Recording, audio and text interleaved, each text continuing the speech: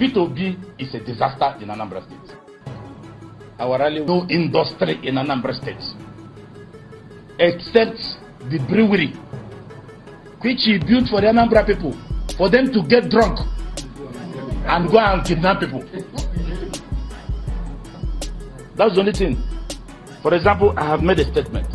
I expect Peter Obi and his people to say, Chairman, you lied. We built ABC Industries. That is how it should be. I am saying the only industry you brought in Anambra is the brewery. That are wrong. Will I continue to shout every day where we parted ways with the governor that is sponsoring this rebellion? We were his pillar. At least if not for anything, you have always known me to be behind him. When he achieved second term, he had a different game. And I said, look, I'm not somebody who can come and share around because you are controlling money. It doesn't work like that. I said, conduct local government election. I've always continued to say that, even in this studio. This is not the first time I'm saying it. Since 2010, he refused. I said, no, that cannot have only you as an elected official. We must have other people, because at the time we were having this disagreement, PDP had 30 members in the House of Assembly, 10 people in the House of Rep, 3 senators. Abga didn't have any. Conduct local government elections so that our party people can also participate in governance. And it became an offense. Oh, that's the genesis of the problem. That is the genesis of the problem, if you don't know. I have said it clearly, and each time they come to counter me, they've not been able to counter it. It is in the open, and the party people in Anambra State are solidly with me. He has gone into multi-sectoral development under ANIS, involving development of all areas, not just concentrating on one or two to earn some popularity. He is not interested in popularity. His work is speaking for him. For the first time in this state, a governor is embarking on water scheme, erosion control. He's gone into schools, hospitals, and foreign investors are getting more comfortable to come into Anambra State because of his financial prudence. MDGs, they have rated Anambra as either second or third in the whole country, and there is now federal presence in Anambra State. He continues with his prudent financial management, performing wonders, doing things that normally would have been deemed impossible with the lean resources that come to the state, because we are not an oil producing state. But he does so many things that people have continued to wonder up till now how he gets the money for it. It's prudent management of financial resources that has done that. It is so clear that he has a plan, he has a vision for Anambra State. And the work around the state clearly shows some things on the ground in terms of educational institutions, hospitals, roads, and then some other things. It is so clear that something is happening in Anambra State. Oka was a glorified local government. For 8 years, Peter Obi was governor. If you're passing through Oka now, over flyovers, you wouldn't know when you pass Oka. So but most important, what was he saying when he said that? Okay, well, he has some of the roads. That's freedom of expression. I'm coming first. You see, the governor, when he launched his mission statement and vision, he had 4 cardinal principles. One is agriculture, industrialization, trade and commerce, and then oil and gas. But he showed some enablers. You know, by the time Peter was governor, what was rife in Anambra State? Kidnapping, armed robbery, all our big shots, nobody came home. But I tell you, in the past 4 years, people in Anambra sleep with their 2 eyes closed. Security has become, you're a journalist. Most people who are shouting Obi is going to be president, most of them are not from Anambra State. I am from Anambra State.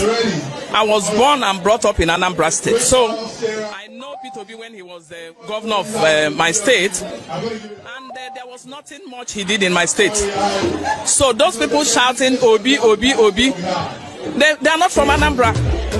People who are from Anambra can never come out and shout Obi, because within 8 years he was the governor of Anambra. He did nothing. There was nothing to tell him about. So if you compare, that's why most of my people, they rush to Lagos. Why are they going to Lagos? What I expect Peter Obi and Peter Obi supporters to be doing now is to be reeling out Peter Obi's achievements when he was a governor. Yeah. It's not about coming, Peter Obi is quiet. He has only one house in Onitsha. He wear only one watch for 17 years. That's not our business. You know?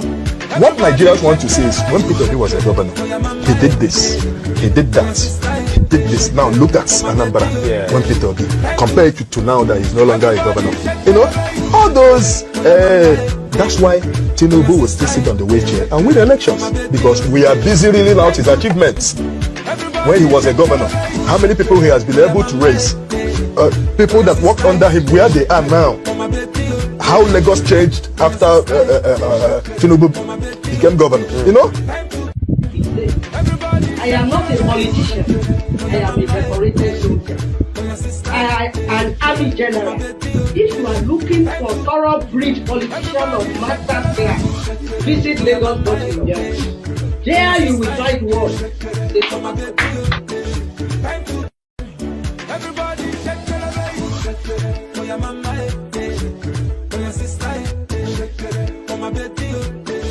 like Peter Obi. The time where they gonna for this Anambra. Yes. Now all Peter Obi come our mosque. Okay. Come enter inside the time where they do fasting. Yes. He go stay for our mosque. Me what Peter Obi the chop. He cool 2 motor. Wow. For rice and everything. Wow. He one for our mosque. This Oka mosque. Wow. One chop for the time where they do fasting. That's why I like it. Peter Obi. Wow. Thank you. Now there's something. Wow. Yeah, thank you. Thank you. Number 3. Yes. Still. Anytime when Peter Obi here, yes. He carry soldier come for our mosque. Wow. Come look our people. No thing. No kata, no gorogo. Wow. That time. Wow. That's why I like Peter Obi.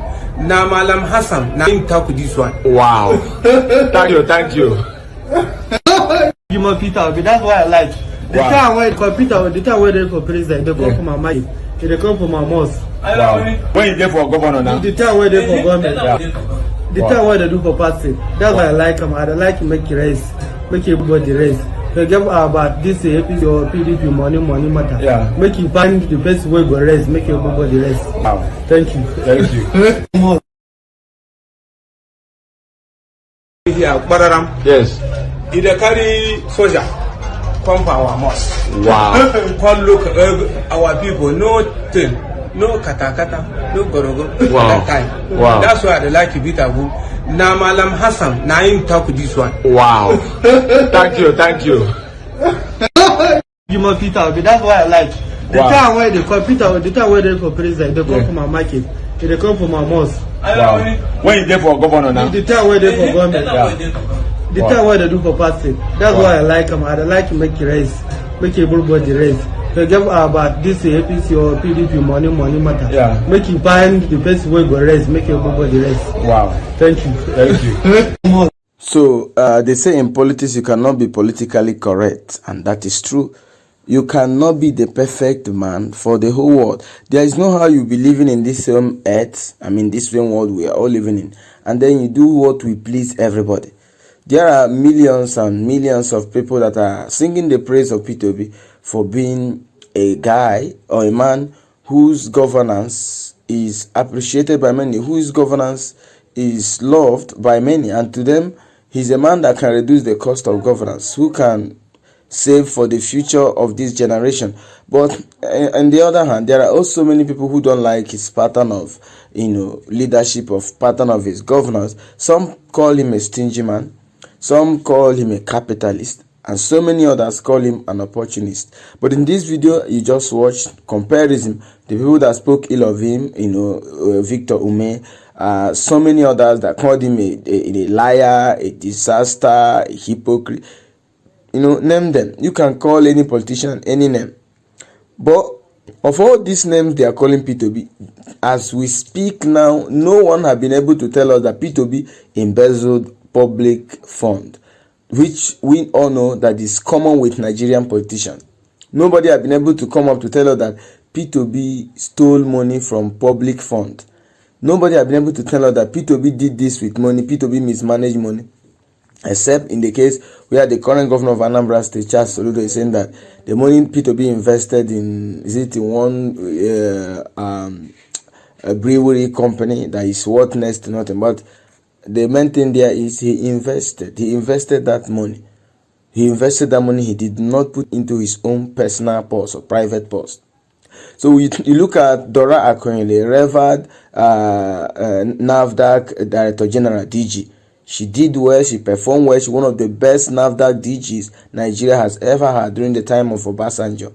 So she spoke good of Peter Obi. Reverend Priest spoke good of Peter Obi, and so many other noble men and women in Anambra State, and not just in Anambra State, in Nigeria. They are speaking good of Peter Obi today. So if you are someone who is practicing partisan politics, and you are not even in the same party with Peter Obi, so when you come up to condemn Peter Obi, we will not be disturbed, because we know that that's the only way that you can use to score a point in your own for your own candidate or for your own party. But the thing is, what have you got to say about Peter Obi? What do you think of Peter Obi? The election is here, and tomorrow is the election. Who do you think will win this election? For out loud, who do you think will win this election? Do you think that Peter Obi has all it takes, capacity, competence, and character to win the election that is in less than 24 hours from now? So what do you think of Peter? Do you think that all this unprintable name they are calling him is a stingy man, he's a capitalist, he's this, he's that? But of all the names they're calling him, of all the accusations and all of that, Peter Obi has no embezzlement of public funds associated with his person. Peter Obi has no stealing of public funds associated with his person. So if he's a stingy man, fine. If he's a man who can save, we need that in Nigeria. If he did that in Anambra State, and he said he did not borrow money, and he did not owe anybody while he was living, he wasn't owing anybody until today, he did not owe anybody while he was leaving office, and till today he's not taken from Anambra State as a former governor. So I think giving him a chance to rule Nigeria is not a bad idea. If we gave Buhari 8 years and he almost, you can just say Buhari almost plundered this country. So Peter Obi should have a chance. What's your take? Make that known in the comment box below. Thank you.